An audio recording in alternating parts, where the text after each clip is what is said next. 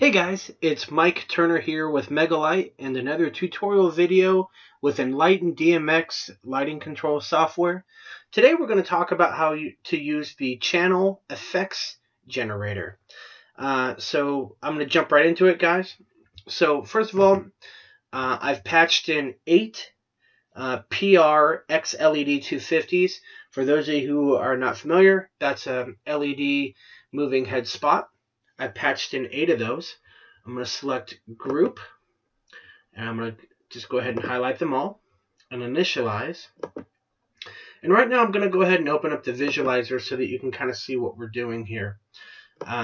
So for now the fixtures will be hidden, but at least you'll be able to see what we're doing. Okay. The important part for you guys to understand is that this effects generator is again based on the channel. So I'm going to go into faders, okay, and I'm going to go ahead and kind of give you an idea how this would work. So for instance, let's say I wanted to do a dimmer effect. And when I say dimmer effect, I've got 8 fixtures.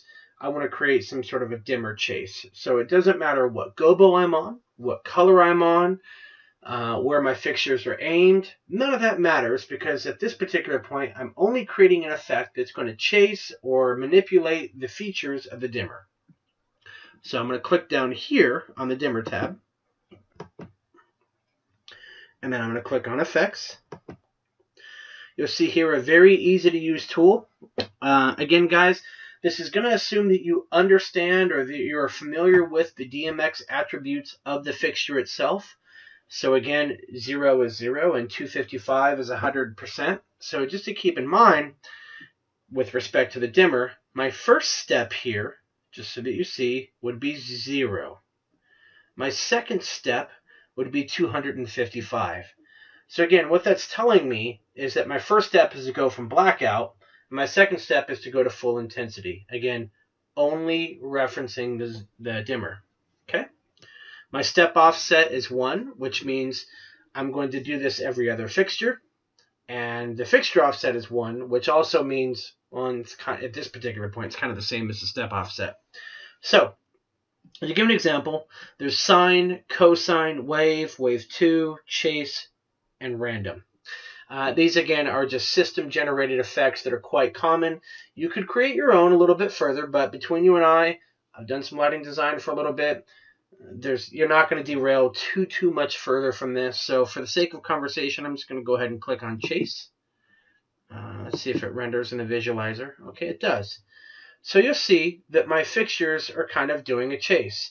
Now, again, this has an effect on where my fixtures are in my visualizer, but you'll see that they are, in fact, doing a chase. So I'm going to move this around. Oops, I apologize, guys. Move it up over here. Now, the speed here does affect how fast the chase works. Okay. Now, please excuse my visualizer because my fixtures aren't represented the way that they actually would be on a stage, but what you're essentially seeing is that they're creating a chase. If you look over here to the channel, you'll see what's happening. Again, it's going from 0 to 255. So that's kind of how that would work. So I'm going to click out of that. I'll show you another version. So let's go to groups, all XLED 250. I'm going to initialize so that we can see they're all there. I'm going to go to faders. And this time around, I'm going to do the effect on the colors. So I'm going to click on effects. So again, 0 is my first value. 255 would be my second. This time around, I'm going to move it a little bit, right? Now, I don't have these values memorized at the top of my head, but I'm pretty sure that a value of 34, which you will see represented here, is something other than open, which is what a 0 value indicates. So if I go ahead and click chase, so it looks like that's my yellow, or my orange, actually. So what is actually happening here? Again, it's just important for you to understand. In a one-step fixture offset, I'm basically going from 0 to 34, and I'm jumping each fixture every step. So what you'll see down here represented is a chase. So in real life, if I had these fixtures moving around, my fixtures would all be on white, and there would be a chase of this orange color going on. To give you another example, if I move this a little further, in fact, just move it a little further, now you see we're doing a green.